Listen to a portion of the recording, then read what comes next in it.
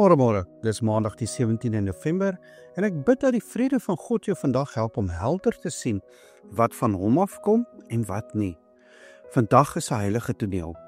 Abraham kom terug van 'n groot oorwinning, maar sy grootste toets wag nie op die slagveld nie. Dit wag in die koningslaagte. Ons teksgedeelte hiervoor is in Genesis 14 van vers 14 tot 24. Julle kan dit gerus gaan lees. Nou Abraham het pas 'n gevaarlike veldtog voltooi. Hy het van die suide af opgeklim tot by Dan en selfs tot by Hobab, noord van Damaskus. Die oorwinning was groot, maar die Bybel wys ons dat die groot toets eers nou kom. Hy bereik die koningslaagte, net buite Jerusalem, op pad terug na Hebron. En daar staan twee baie verskillende konings in wag. Die koning van Sodom kom eerste. Sy stad is verwoes, sy mense was weg, en hy bring geen dank nie, net 'n voorstel. Gee my die mense, neem die goed vir jou. Hy dink net in terme van winsebeheer. Maar dan kom Melchisedek, sy naam beteken koning van geregtigheid.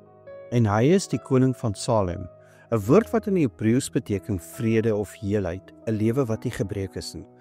Hy bring brood en wyn. Hy is 'n priester van God die Allerhoogste. Hy spreek 'n seën oor Abraham uit.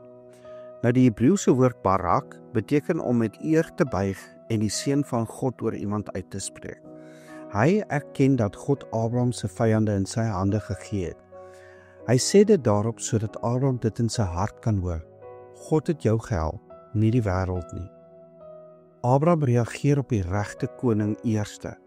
Hy gee vir Melchisedek die 10de van alles. Nie om iets te koop nie, maar om te erken, alles wat ek het, kom van God. Dit is aanbidding, dit is nederigheid.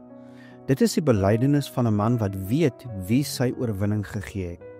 Eers daarna antwoord Abraham die koning van Sodom, en sy woorde is kragtig. Hy hef sy hande op en maak 'n eed. Ek sal niks neem wat aan jou behoort nie eens 'n draad of 'n skoenriem nie, want ek wil nie hê dat jy later moet sê, ek het Abraham ryk gemaak nie. Abraham kies die bron van sy lewe. Hy kies die eer van God bo die aanbod van Sodom.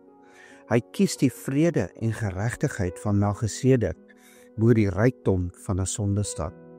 So ek wil vandag vir jou vra, wanneer die Here jou dra, help of beskerm, aan wie skryf jy dit toe? En wanneer die wêreld vir jou 'n maklike wins bied, watter koning luister jy na? Kom ons bid saam. Onse Vader in die hemel, U naam word geheilig wanneer ons U eer na elke oorwinning. Help ons, soos Abraham, om die regte koning te sien.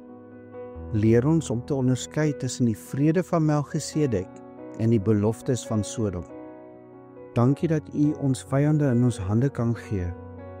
Dankie vir ons daaglikse brood, vir vrede en vir seën. Hou ons harte rein, sodat ons nie voorsiening aan die wêreld toegeskryf wat U gegee het nie. Help ons om nee te sê vir enige aanbod wat ons aan die verkeerde bron bind. Lei ons nie in versoeking om die maklike pad te neem nie, maar verlos ons van die kwaad, sodat U alleen die storie van ons lewe kan skryf. Want aan U behoort die koninkryk, die krag en die heerlikheid tot in alle ewigheid. Ons bid dit in Jesus naam. Amen. En onthou vandag, jy is dalk die Bybel wat iemand vandag moet ontmoet. Jesus is ons Melchisedek. Hy bring geregtigheid, vrede en brood vir ons siel. Hy is die koning wat ons seën en ons leer om te kies wat reg is. Ek hoop jy het 'n geseënde maandag.